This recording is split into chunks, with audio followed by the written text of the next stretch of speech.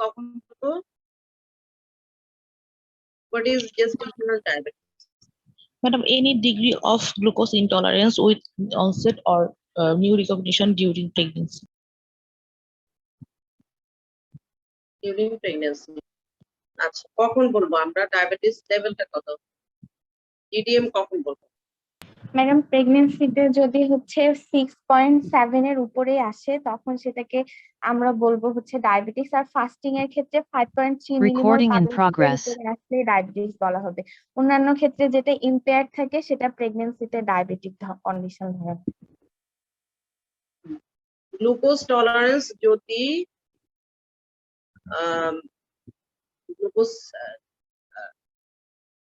postprandial blood glucose level বা fasting blood glucose যদি impaired, normal পেশেন্টের জন্য যেটা ইম্পেয়ার্ড সেটাই এখানে ডায়াবেটিস, তাই তো? জি ম্যাম। নরমালের জন্য যেটা ইম্পেয়ার্ড সেটা প্রেগন্যান্সিতে ডায়াবেটিস। তাহলে আমাদের টার্গেট কি থাকবে?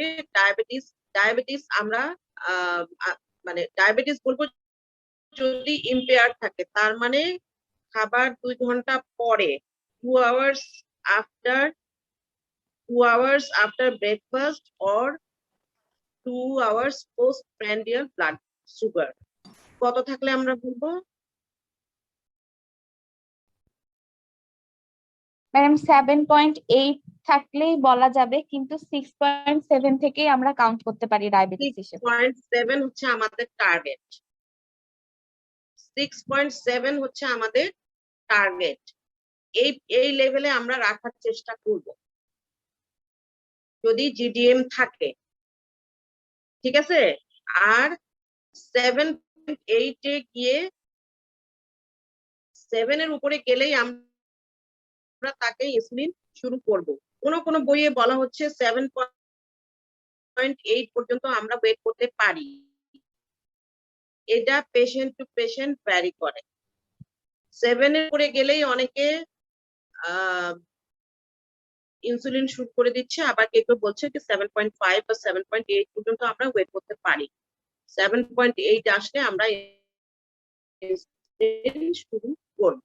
আচ্ছা, কিন্তু আমাদের ব্লাড সুগার লেভেল আমরা রাখবো কত? রাখার চেষ্টা করব কত? ফাস্টিংটা কত? আর less than 5.3 ma'am. less than 5.3, তার মানে 5। তারপরে 2 hours postprandialটা কত? less than 6.7। less than 6.7। আচ্ছা, এখানে হিমোগ্লোবিন A1C একটা আছে, জানো সেটা? গ্লাইকোসাইলেটেড হিমোগ্লোবিন। সেটা কি জিনিস? সেটা দিয়ে আমরা কি করতে পারি? ম্যাডাম লাস্ট 3 মান্থের গ্লাইসেমিক ইনডেক্স জানতে পারবো। লাস্ট 3 মান্থসের গ্লাইসেমিক ইনডেক্সটা আমরা দেখতে পারি। তাহলে এটা আমাদের কত টার্গেট থাকবে? এটা আমাদের টার্গেট থাকবে 6 এর নিচে যাতে থাকে। হিমোগ্লোবিন A1C লেভেলটা যাতে 6 এর নিচে থাকে সেটা হচ্ছে আমাদের টার্গেট। কারণ যদি দেখা যাচ্ছে যে যার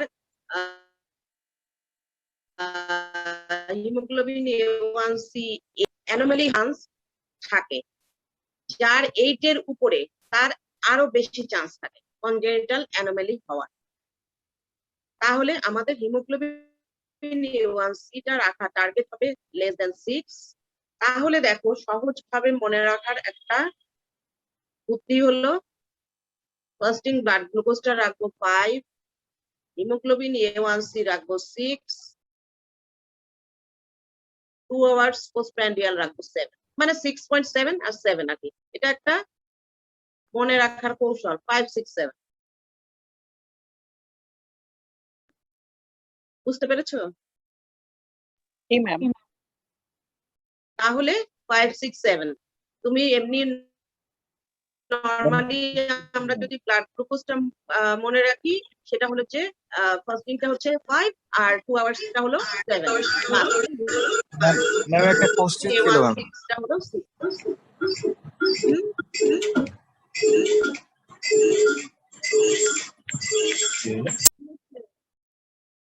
the problem? আসসালামু ম্যাম, একটা কোশ্চেন ছিল ম্যাম। হ্যাঁ বলো। ম্যাম, হিমোগ্লোবিন A1C তো আমরা লাস্ট 3 মান্থের গ্লুকোজ স্ট্যাটাস দেখি, তাই না? তো এখন একটা পেশেন্টের যদি এখন ফার্স্টের দিকে তার গ্লুকোজ স্ট্যাটাস খুব ভালো ছিল, সে হচ্ছে তার ডায়াবেটিস ছিল না, কিন্তু পরের মানে ফার্স্টের 2 মান্থের দিকে দেখা যাচ্ছে যে তার গ্লুকোজ স্ট্যাটাস ভালো, কিন্তু পরের 1 মাসে যদি তার গ্লুকোজ স্ট্যাটাস অনেক বেড়ে যায়, পরে গড় করে যদি দেখা যায় এই এই মানে হিমোগ্লোবিন A1C যদি বেড়ে যায়, তখন সেটা কিভাবে আমরা ডায়াগনোসিস করব? বা সেটা কি ডায়াবেটিস হিসেবেই ধরবো, না অন্য কোনো রিজন বা অন্য কিছু? অবশ্যই 6 এর উপরে থাকলেই এটাকে আমরা আমাদের মাথায় রাখতে হবে যে এটা কনজেনিটাল অ্যানোমালি হওয়ার একটা পসিবিলিটি আছে। কারণ আমি তো জানতে পারছি না আমি আমাদের কনজেনিটাল অ্যানোমালি গুলো কখন হয়। First first trimester. Trimester. First ট্রাইমেস্টারে। তাহলে ফার্স্ট ট্রাইমেস্টারে প্রথম 3 মাসে যদি তার গ্লাইসেমিক কন্ট্রোল না থাকে, তাহলে সেক্ষেত্রে আমার কনজেনিটাল অ্যানোমালি হওয়ার চান্স থাকে। এখন পরের 2 মাসে আহ পরের দিকে যদি হয়, সেক্ষেত্রে আমার কনজেনিটাল অ্যানোমালি গুলো হবে না, কিন্তু বাকি যেই প্রবলেম গুলো, কমপ্লিকেশন গুলো ডায়াবেটিসের, সেগুলো হবে। এখন তুমি যেটা বলতে চাচ্ছ যে আমরা তো এভারেজ একটা 3 মাসে পাচ্ছি, কিন্তু কোন মাসে কত ছিল আমি তো এক্স্যাক্টলি এটা জানতে পারছি না। ঠিক আছে, কিন্তু আমার যদি ফার্স্ট ট্রাইমেস্টারে এটা হয়, তাহলে আমাকে এটা একটা ধরে রাখতে হবে যে কনজেনিটাল অ্যানোমালি হতে পারে।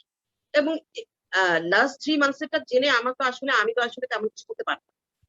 যেটা হবার তার কনজেনিটাল অ্যানোমালি হওয়ার যদি থাকে তাহলে হয়ে গেছে। এখানে তো আমার আর প্রিভেন্ট করার কিছু নাই, প্রিভেন্ট করতে পারবো না। আমি যেটা করতে পারবো যে আমি 20 উইকসে গিয়ে 20 উইক আফটার 20 উইকস একটা অ্যানোমালি স্ক্যান করতে পারি। অ্যানোমালি স্ক্যান জানো তো? অ্যানোমালি স্ক্যান কি জানো? জি ম্যাম।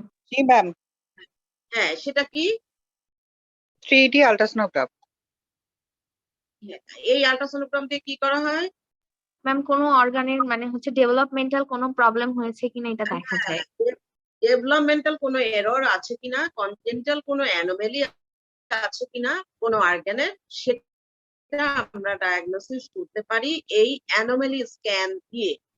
সেটা করা হয় ইউজুয়ালি আফটার 20 উইকস, 22 টু 24 এরকম এই উইকস এর মধ্যে অ্যানোমালি স্ক্যানটা করা হয়। অ্যানোমালি স্ক্যান দিয়ে যদি আমরা দেখতে পাই যে তার গ্রস কোনো অ্যানোমালি আছে যেটা আমাদের কারেকশন সম্ভব নয়, সেক্ষেত্রে আমরা তখন তাকে মেডিকেল টার্মিনেশনের ডিসিশন নিতে পারি যদি পেশেন্ট চায়।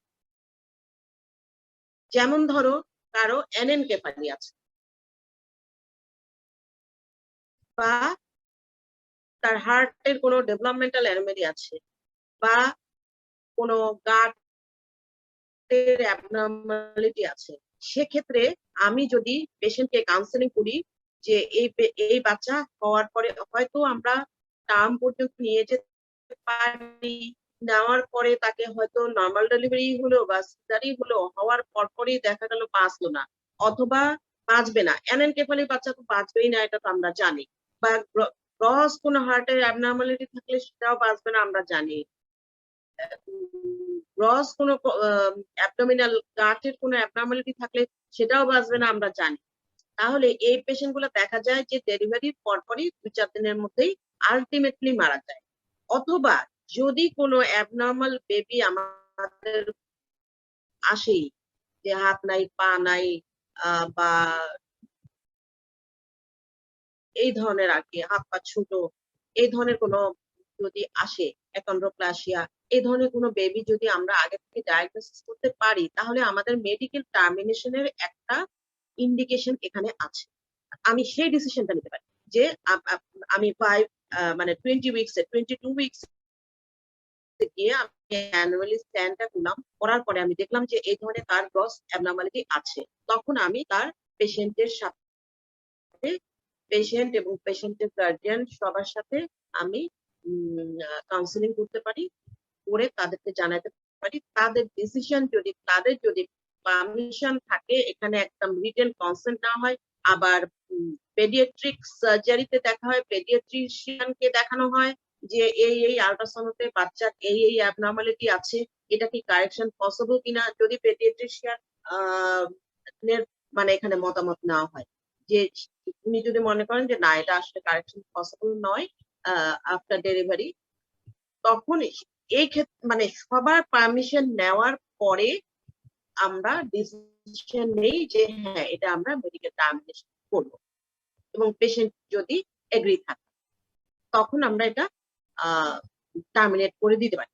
এরকম আমরা অনেক করি, আমাদের ওয়ার্ডেও ভর্তি আছে, এই 2-1 দিন আগে একটা হলো অ্যানেনকেফালি বেবি। আচ্ছা, তাহলে আমি এই কাজটা করতে পারি, কিন্তু যেটা কনজেনিটাল অ্যানোমালি হওয়ার ফার্স্ট ট্রাইমেস্টারে যেটা হওয়ার, সেটা পেশেন্ট যদি আমার কাছে আগে থেকেই না আসে তাহলে আমি এটা প্রিভেন্ট করতে পারবো না। ঠিক আছে, সেই জন্যই অ্যান্টিনাটাল ভিজিটটা খুবই ইম্পর্টেন্ট। অ্যান্টিনাটাল ভিজিট এবং প্রি কনসেপশনাল কাউন্সেলিংটা আরো ইম্পর্টেন্ট এই ডায়াবেটিসের ক্ষেত্রে। ডায়াবেটিস কেন, যে কোনো ক্ষেত্রেই প্রি কনসেপশনাল কাউন্সেলিংটা খুবই ইম্পর্টেন্ট। কারণ একটা পেশেন্ট যখন আমাদের কাছে আসে তখন দেখা যায় অলরেডি সে 2 মাস হয়ে গেছে, কারণ ফার্স্ট পিরিয়ড সে মিস করবে, মিস করার আরো 10-15 দিন যাবে, তারপর সে ডায়াগনোসিস করবে যে সে প্রেগনেন্ট। খুব আর্লি আসলে তখন কিন্তু অলরেডি ডেভেলপমেন্টাল প্রসেস তার স্টার্ট হয়ে গেছে, তাই না? আচ্ছা, তাহলে এখন আসো যে আমাদের কি কি কনজেনিটাল অ্যানোমালি হতে পারে। কি কি অ্যানোমালি হতে পারে আমি একটু দেখাই।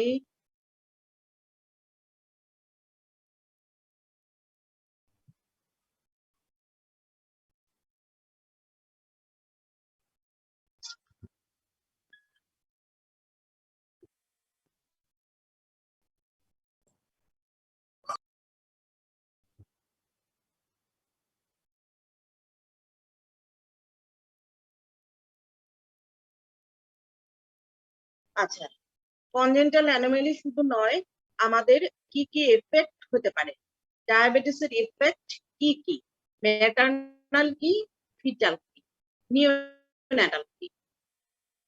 তাহলে ম্যাটারনাল কি কি হতে পারে, ম্যাটারনাল ইফেক্ট কি কি হতে পারে। ম্যাটারনাল ইফেক্ট এক হলো ডিউরিং প্রেগন্যান্সি, ডিউরিং লেবার আর আফটার ডেলিভারি। কি কি এফেক্ট হতে পারে ডায়াবেটিসের, কি কি হতে পারে, যেমন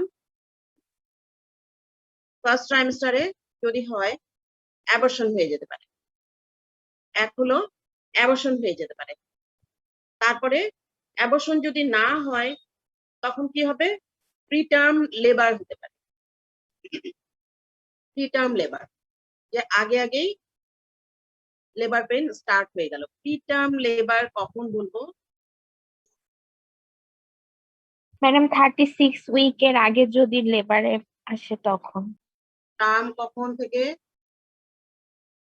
37 37 completed. 37 completed week. 37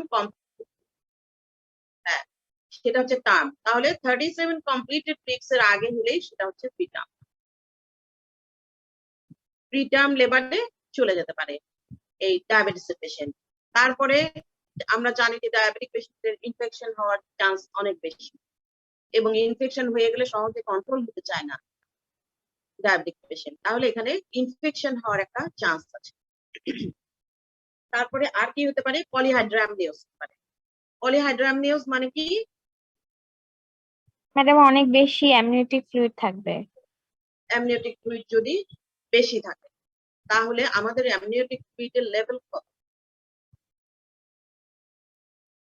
জানো, তোমরা জানা আছে?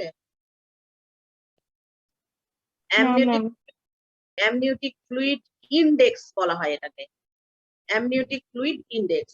আমরা সাধারণত আল্ট্রাসোনোতে কি করি, 4টা পকেট দেখি, 4 কর্নারে 4টা পকেট নেই আল্ট্রাসাউন্ড করার সময়। 4 পকেটে কতটুকু ফ্লুইড আছে সেটা একটা এভারেজ করে প্লাস করে আমরা অ্যামনিওটিক ফ্লুইডটা ইনডেক্সটা বের করি, অ্যামনিওটিক ফ্লুইড ইনডেক্সটা বের করি। এখানে বলা হচ্ছে যে 5 to 25,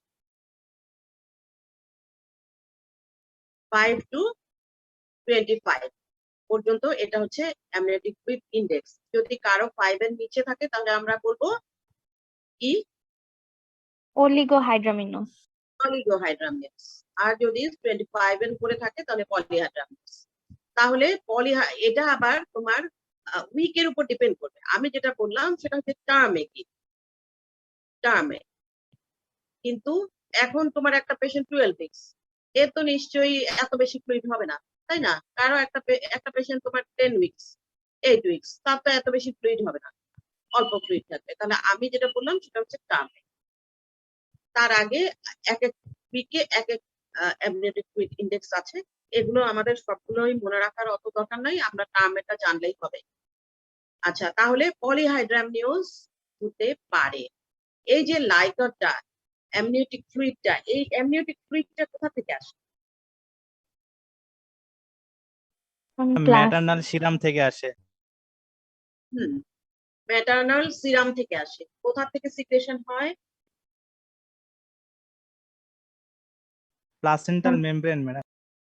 placental membrane, placental membrane থেকে এই সাইটোটোপ্লাস্ট, সিনসাইটোটোপ্লাস্ট এগুলো থেকে আসে। তারপরে মানে এপিথেলিয়াল যে লাইনিং সেগুলো থেকে আসে।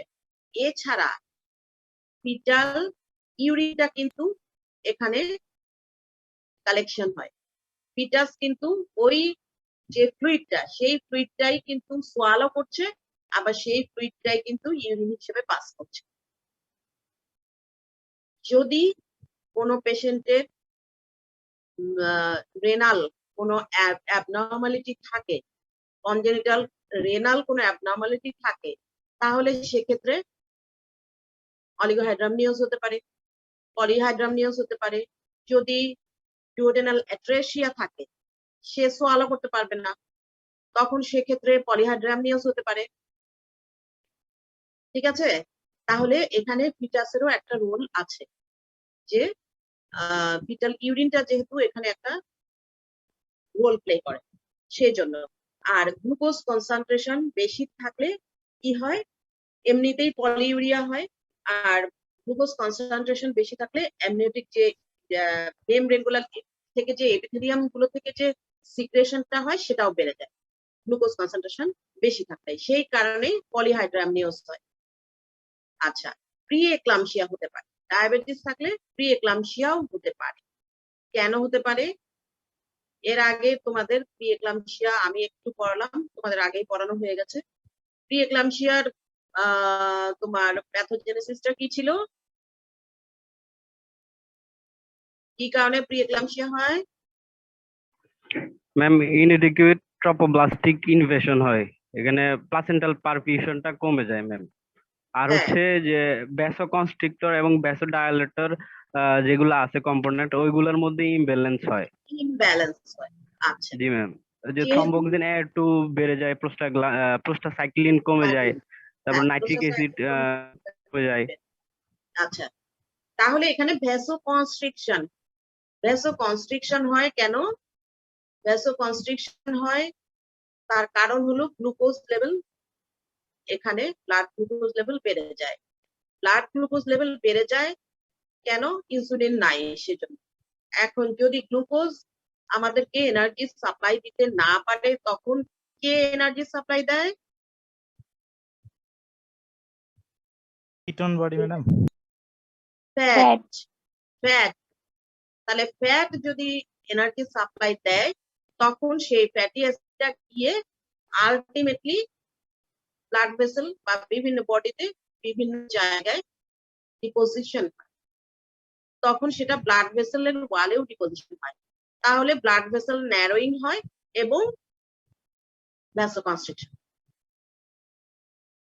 ভ্যাসোকনস্ট্রিকশন হলে আলটিমেটলি ব্লাড প্রেশার রাইজ করে এবং পারফিউশন কম হয়, সেই কারণে প্রিএক্লাম্পসিয়া ডেভেলপ হয়।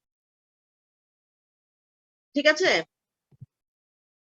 আচ্ছা, তারপরে আর কি ম্যাটার্নাল ডিস্ট্রেস তো হতেই পারে, এক ডায়াবেটিসের জন্য, দুই পলিহাইড্রামনিয়াসের জন্য, তিন হচ্ছে তার সাথে প্রেসার বেশি থাকে, সেই কারণে ম্যাটার্নাল ডিস্ট্রেস তো থাকতেই পারে। এছাড়া আর কি হয়, ডায়াবেটিক রেটিনোপ্যাথি, এই যে এই ডিপোজিশন, ফ্যাট ডিপোজিশন সব জায়গায় হয়, রেটিনাল আর্টারিতে হয়, কিডনিতে হয়, করোনারি আর্টারিতে হয়, সব জায়গাতেই হয়।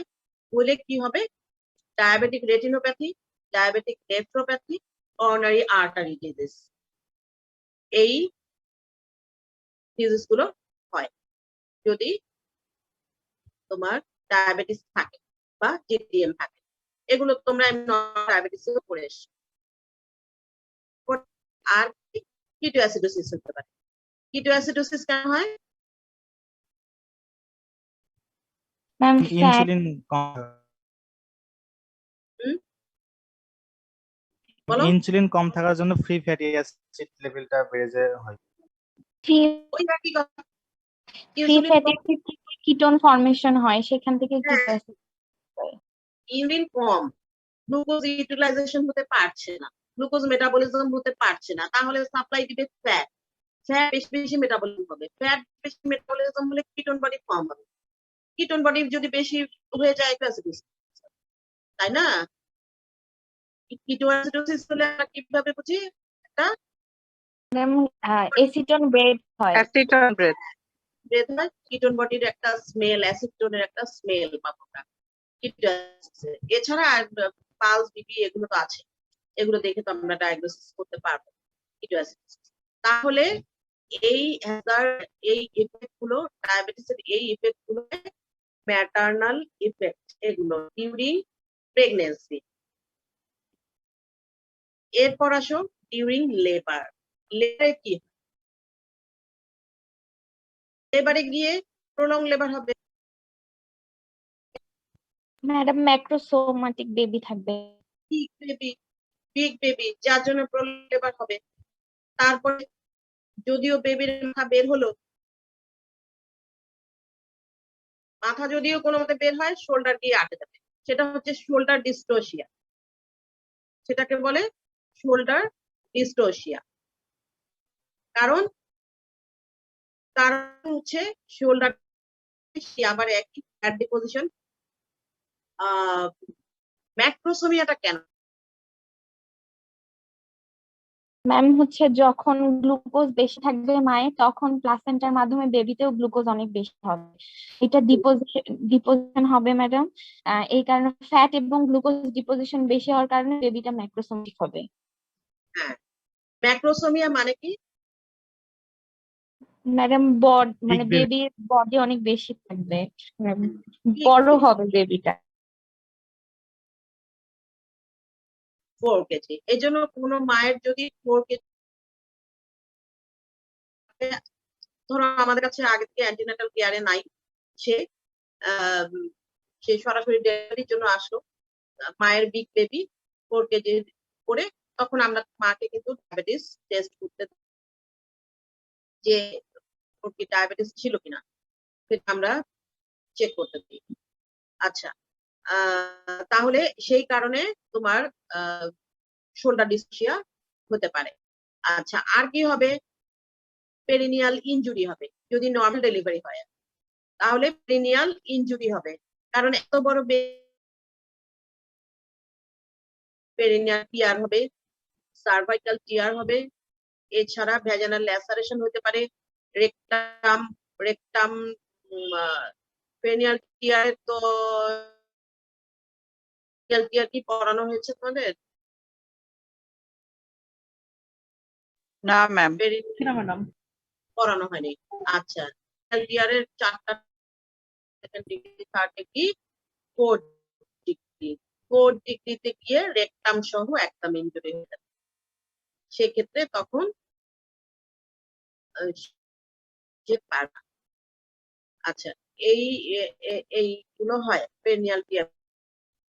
তারপরে আর কি হবে, পিপিএইচ হতে পারে। পিপিএইচ কেন হবে? হবে ওই পিক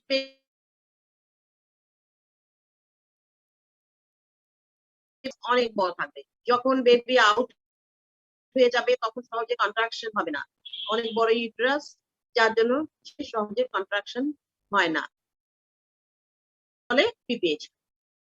আর কি হয়, অপারেটিভ ইন্টারফারেন্স বেড়ে যায়।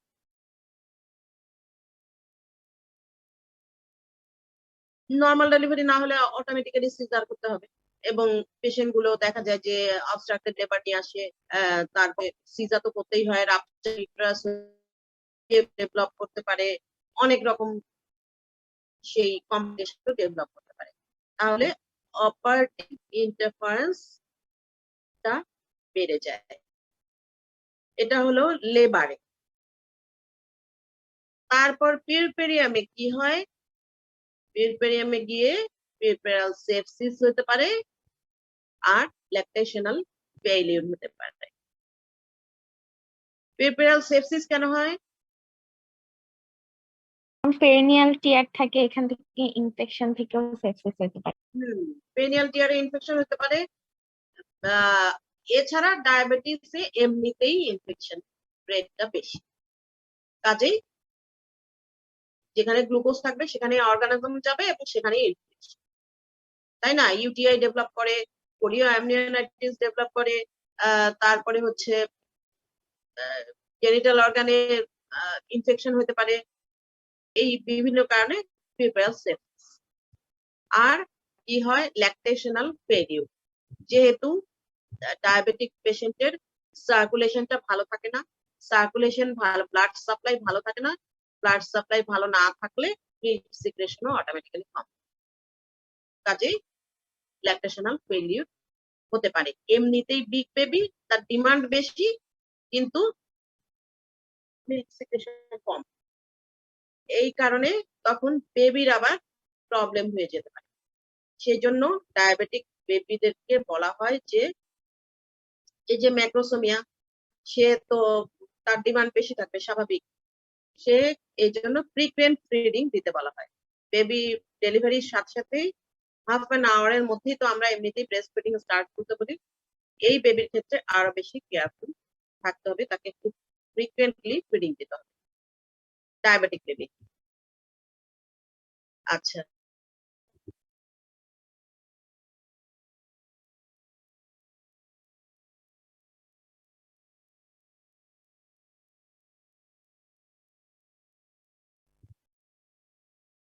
আচ্ছা এখন আসো ফিটাল।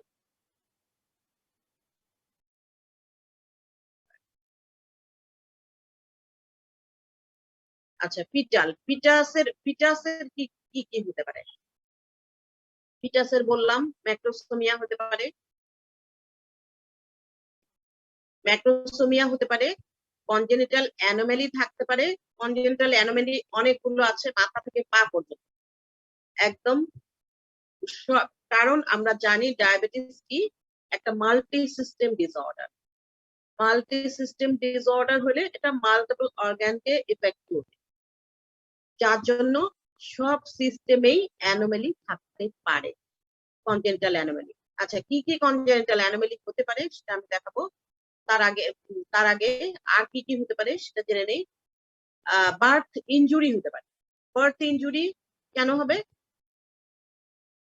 প্রসমিয়ার জন্য যে ওই একই কথা, বিগ বেবি টেনে টুনে বের করতে হবে ডেলিভারির সময়, করতে গিয়ে বেবির চোখে, মুখে, মাথায়, বডিতে বিভিন্ন জায়গায় ইনজুরি হতে পারে। বেলস পলসি হতে পারে, ফেসিয়াল পলসি থাকতে পারে, এই সমস্ত আরো বিভিন্ন জায়গায় জেনিটালিয়াতে ইনজুরি হতে পারে, তাহলে বার্থ ইনজুরির চান্সটা বেড়ে যায়।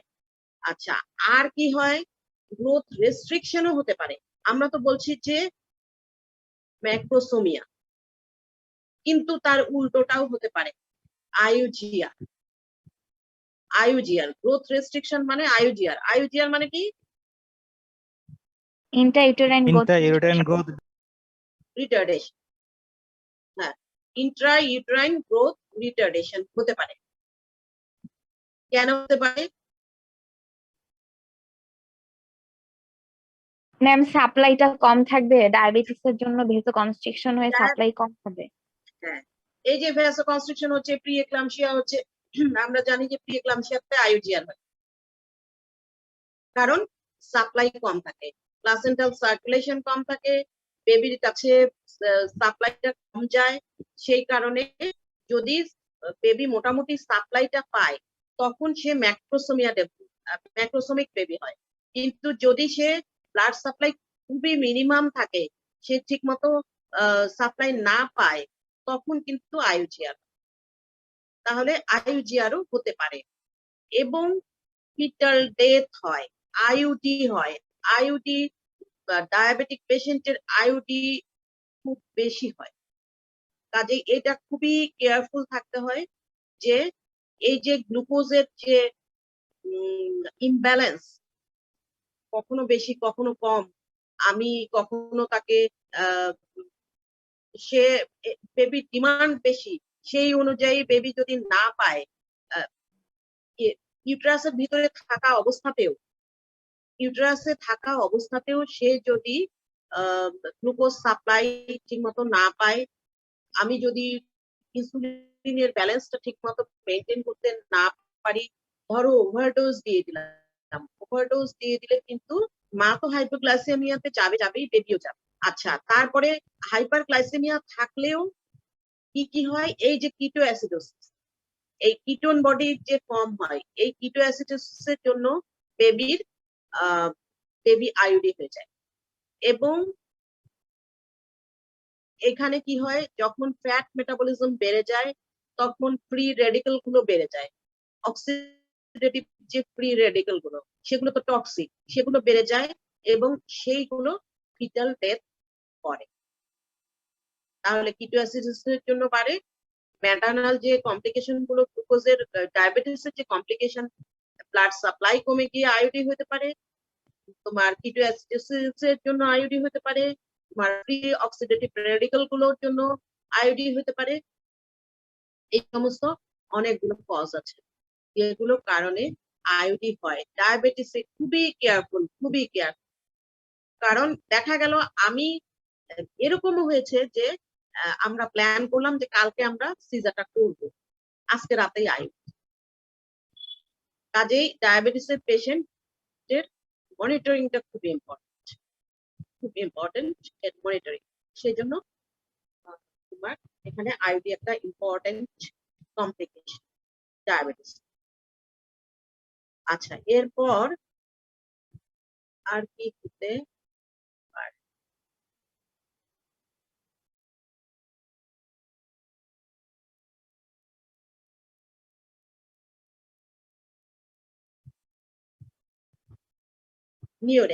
নিওনেটে কি হতে পারে?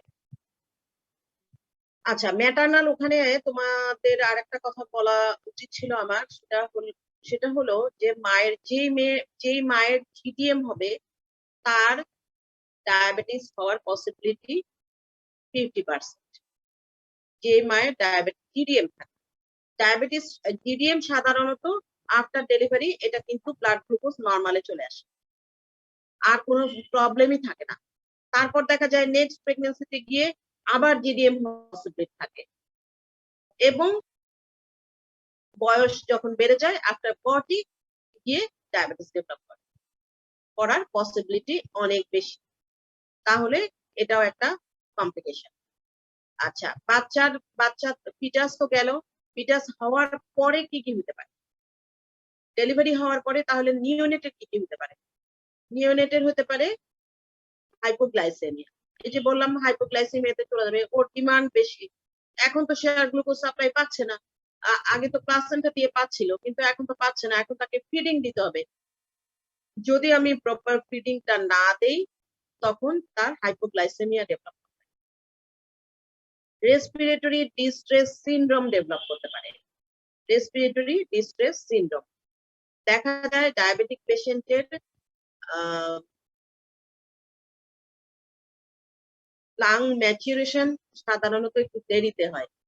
সেই জন্য এই পেশেন্টগুলো আবার এই বেবিগুলো আবার আগেই এই যে বললাম বিগ বেবি, তারপরে পলিহাইড্রামনিওস, এগুলো কারণে অনেক সময় প্রিটার্ম লেবারের চান্স বেশি থাকে বললাম, তাহলে প্রিটার্ম লেবারে চলে যায়, লাং ম্যাচুরেশন ঠিক মতো হয় না, সেক্ষেত্রে এমনকি যদি টার্ম বেবিও হয় তারও রেসপিরেটরি ডিস্ট্রেস সিনড্রোম ডেভেলপ করার চান্স বেশি থাকে। আচ্ছা, ওই একই কথা, লাংস এর সার্কুলেশন ঠিক মতো থাকে না, যার জন্য লাং ম্যাচুরেশন দেরিতে হয় এবং রেসপিরেটরি ডিস্ট্রেস ডেভেলপ করে। এদের লিভার ঠিক মতো মেটাবলাইজ করতে পারে না, যার জন্য হাইপার বিলিরুবিনেমিয়া হয়। পলিসাইথেমিয়া ডেভেলপ করতে পারে, হাইপো ক্যালসেমিয়া ডেভেলপ করতে পারে, হাইপোম্যাগনেসিয়ামিয়া ডেভেলপ করতে পারে। কনজেনিটাল অ্যানোমালির মধ্যে কার্ডিওমায়োপ্যাথি আছে, কাজে কার্ডিয়াক প্রবলেম নিওনেট। ঠিক আছে? আচ্ছা, এটা কিন্তু রিটেন কোশ্চেন আসে, effect of diabetes written question আসে, এবং কনজেনিটাল অ্যানোমালি গুলো শুধু আবার সেটাও একটা রিটেন কোশ্চেন আসে, short note only what are the congenital anomalies of diabetic baby, এই ধরনের একটা রিটেন কোশ্চেনও থাকে। কনজেনিটাল অ্যানোমালি গুলো আমি দেখাবো পরে, তার আগে আসো, এটা এই এর মধ্যে নাই, তার আগে এখন চলে আসো ম্যানেজমেন্টের মধ্যে কি করতে হবে। তাহলে দেখো, ম্যানেজমেন্টের মধ্যে খুবই ইম্পর্টেন্ট হলো প্রি কনসেপশনাল কাউন্সেলিং। আমরা যদি আগের থেকেই ডায়াগনোসিস করতে পারি যে মায়ের ডায়াবেটিস আছে, তাহলে ডায়াবেটিক মা, তাহলে আমরা, অথবা ডায়াবেটিক ফাদার, শুধু not only mother, also father is responsible for congenital anomaly of the fetus. যদি বাবার ডায়াবেটিস থাকে, তারও কিন্তু সেই সময়ে যখন ফার্টিলাইজেশন হবে তখন কিন্তু এটার একটা ইফেক্ট থাকে, এবং সেই কারণে কনজেনিটাল অ্যানোমালি হতে পারে। সেজন্যই যদি প্রেগনেন্সির আগেই আমরা প্রি কনসেপশনালি আমি যদি জেনে নিতে পারি যে মায়ের বা বাবার ডায়াবেটিস আছে কিনা, তাহলে এটা অনেক হেল্পফুল হয়, বিশেষ করে যাদের ফ্যামিলি হিস্ট্রি আছে, যার বাবার অথবা মায়ের অথবা ফার্স্ট অর্ডার রিলেশনশিপ যাদের, যেমন ফার্স্ট অর্ডার রিলেশনশিপ কারা কারা? যেমন খালা, চাচা, নানি। হ্যাঁ, ফুপু, হ্যাঁ, তারপরে বাবার সাইডে তোমার হচ্ছে ফুপু, দাদা, দিদি, এদের যদি থাকে বাবার থেকে, তাহলে এদের যদি থাকে তাহলে তারা প্রি কনসেপশনালি ডায়াবেটিস চেক করে নেবে, নিয়ে তারপর কনসেপশনের ডিসিশন নেবে। এটা যদি করতে পারি তাহলে সবচেয়ে ভালো হয়। আর যদি, সেজন্যই এটা এখন প্রি কনসেপশনের কাউন্সেলিং এর উপরে অনেক বেশি জোর দেওয়া হচ্ছে। আচ্ছা, এখন আমাদের প্রি কনসেপশনাল কাউন্সেলিং হলো না হলে তখন কি করতে হবে আমাদেরকে?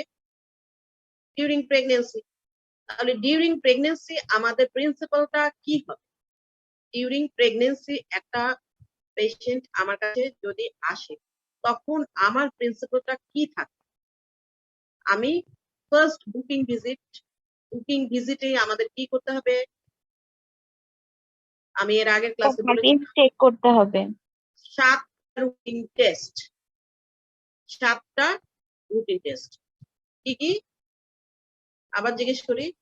ম্যাডাম, সিবিসি, আরবিএস, তারপর হচ্ছে blood grouping and RS typing, urine RME, VDRL test, ultrasonography করতে হবে এবং এসবিএস এজি দেখতে হবে।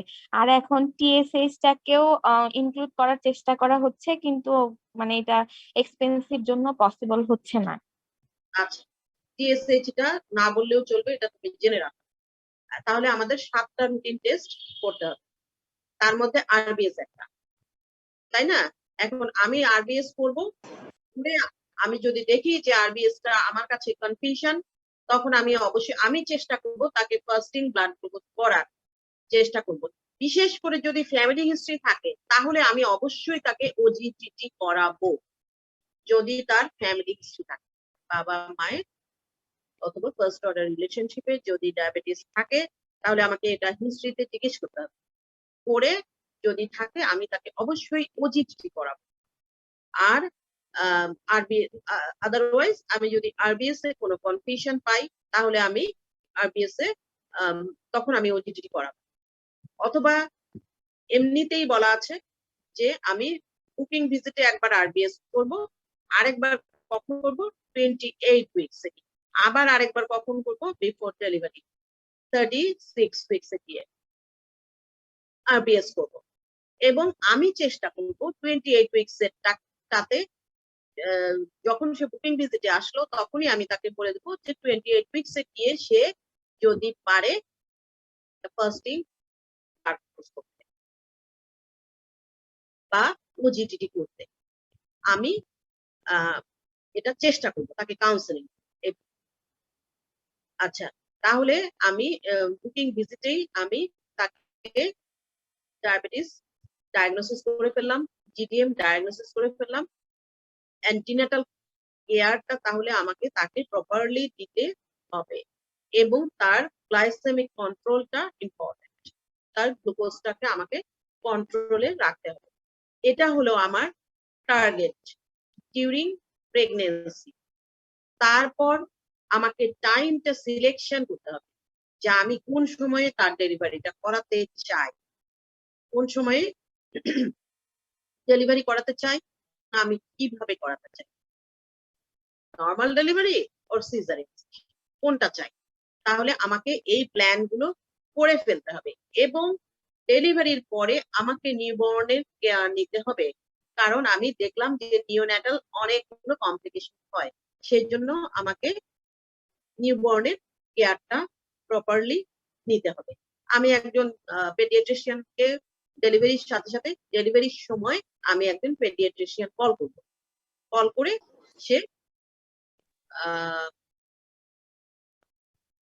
সে কল করলে উনি তোমার নিউবর্নের কেয়ারটা প্রপারলি দেখবে। আচ্ছা, তারপরে নেক্সট আসো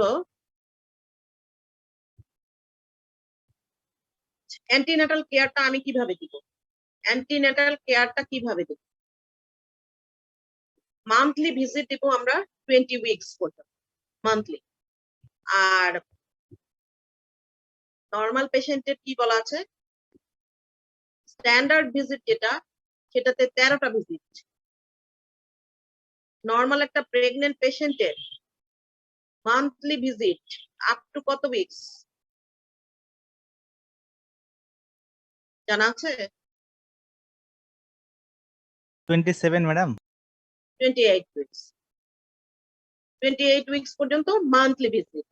কিন্তু ডায়াবেটিক পেশেন্টের আমি মান্থলি ভিজিট দেব 20 উইকস পর্যন্ত, দেন 2 উইকলি, এরপর থেকে উইকলি ভিজিট।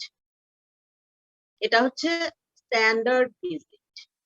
কিন্তু ওই যে আবার সেই আমাদের গরিব দেশ, আমাদের অ্যাটলিস্ট 4টা ভিজিট যেন দেয় তাতেই আমরা ধন্য, ঠিক আছে? সেটা হচ্ছে WHO ভিজিট। WHO ভিজিট হলো 4টা, স্ট্যান্ডার্ড ভিজিট হলো 13টা। তার মধ্যে ডায়াবেটিক পেশেন্টের আবার 20 উইকস পর্যন্ত মান্থলি ভিজিট, দেন 2 উইকলি ভিজিট দেবে। অ্যান্টিনাটাল ভিজিট সে এভাবে করবে। আমরা তার ডায়েটটা কি করব, ডায়েটটা রেস্ট্রিকশন করব। ডায়েটটা কিরকম হবে, ডায়াবেটিক পেশেন্টের যেরকম ডায়েট সেরকম। আচ্ছা, এখানে একটা কথা বলে রাখি, এখানে ট্রিটমেন্টটা শুধু আমি করব না, শুধু অবস্টেট্রিশিয়ান করবে না, এখানে ডায়েটিশিয়ান থাকবে একজন, এন্ডোক্রাইনোলজিস্ট থাকবে। এই 3 জন মিলে এই পেশেন্টের ম্যানেজমেন্ট হবে। তাহলে তাদের কাছে আমাকে রেফার করতে হবে। এখন আমাদের দেশ আবার সেই গরিব দেশ, আমি যদি সেরকম অ্যাবিলিটি থাকে পেশেন্টের, সলভেন্ট হয়, তাকে আমি অবশ্যই ডায়েটিশিয়ানের কাছে পাঠাবো এবং এন্ডোক্রাইনোলজিস্টের কাছে পাঠাবো।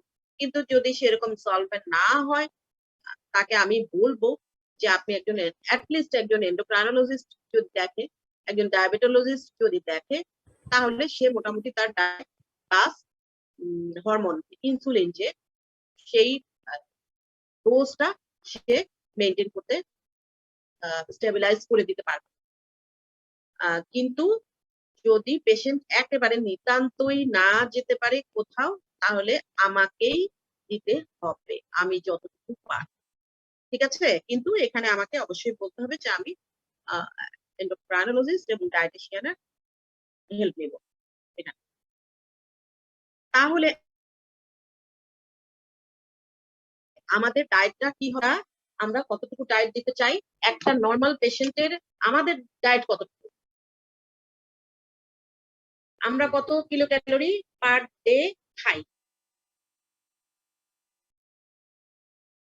আমরা কত এভারেজ খাই, ম্যাম, হ্যাঁ, এভারেজ average 1600 থেকে 1600 থেকে 2000।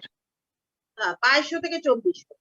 আচ্ছা 2000 আমাদের নর্মাল, আমরা যারা একজন মায়ের জন্য আমরা বলি 2400, 2200 থেকে 2400, 2200 থেকে 2400 যদি সে নর্মাল ওয়েট হয়।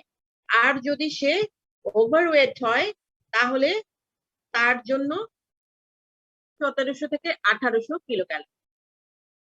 যদি সে ওবেজ হয় তাহলে 1200 থেকে 1400 কিলো পার ডে তার এটা ডায়েট। তাহলে একটা ডায়াবেটিক পেশেন্টের ডায়েট আমরা জানি মোটামুটি, আমরা এটা ক্যালকুলেট করাই যে সে রাতে 2টা রুটি খাবে, সকালে 2টা রুটি খাবে, দুপুরবেলা ভাত খাবে, মাঝখানে 2টা স্ন্যাক্স নেই, তাই না?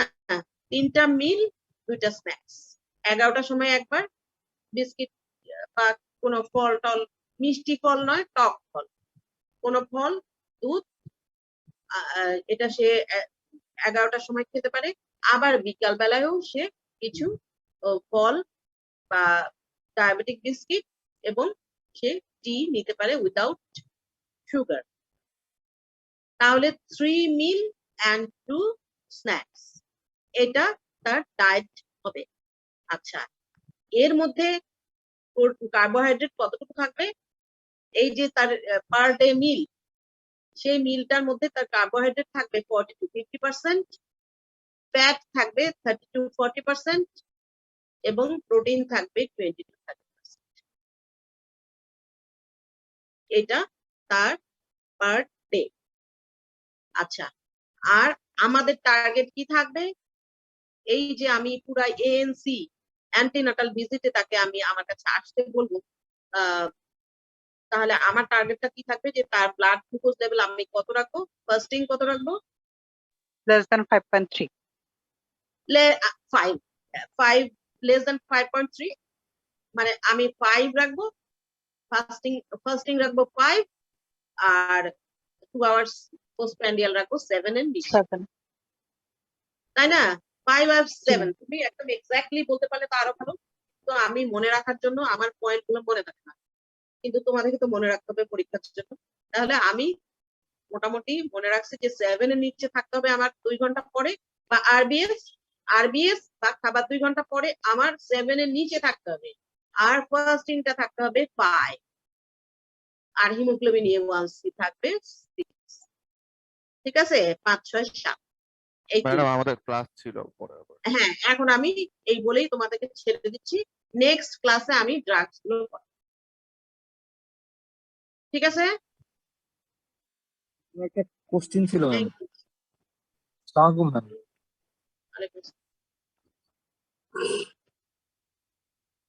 হ্যালো ম্যাম, একটা কোশ্চেন ছিল ম্যাম। হ্যাঁ বলো। ট্রু ইউরিনারি ইনকন্টিনেন্স মানে কি ম্যাম? ট্রু ইউরিনারি ইনকন্টিনেন্স মানে সবসময়ই ঝরছেই ইউরিন ধরে রাখতে পারছে না, সেটা হলো তোমার ভিভিএফ হতে পারে। হ্যাঁ, কন্টিনিউয়াস ইউরিন ঝরতেই থাকবে। ইউরিনারি ইনকন্টিনেন্স কয় ধরনের আছে, স্ট্রেস ইনকন্টিনেন্স আছে, যেমন স্ট্রেসফুল কন্ডিশন, যখন সে হাঁচি কাশি দিচ্ছে তখন ইউরিন বের হয়ে আসছে, involuntary escape of urine. Incontinence মানে হলো ইনভলান্টারি, আমার আমি ভলান্টারিলি বের হচ্ছে না, ইনভলান্টারিলি বের হয়ে যাচ্ছে ইউরিনটা। এখন সেটা যদি স্ট্রেসফুল কন্ডিশনে হয় তাহলে স্ট্রেস ইনকন্টিনেন্স, আর সব সময় কন্টিনিউয়াসলি হচ্ছেই তখন সেটা ট্রু ইনকন্টিনেন্স। ঠিক আছে, এটা আরো আরো আছে, অনেকগুলো টাইপ আছে, সেগুলো তোমাদের ক্লাস হবে। এটা তোমাদের ক্লাস কি পড়ানো হয়েছে? না ম্যাম। আচ্ছা, এটা পড়ানো হয়েছে। আচ্ছা, এই তো এটা কিন্তু আলাদা একটা টপিকস, এবং এটা ইম্পর্টেন্ট একটা টপিকস, এটা পড়ানো হবে। আচ্ছা, ঠিক আছে।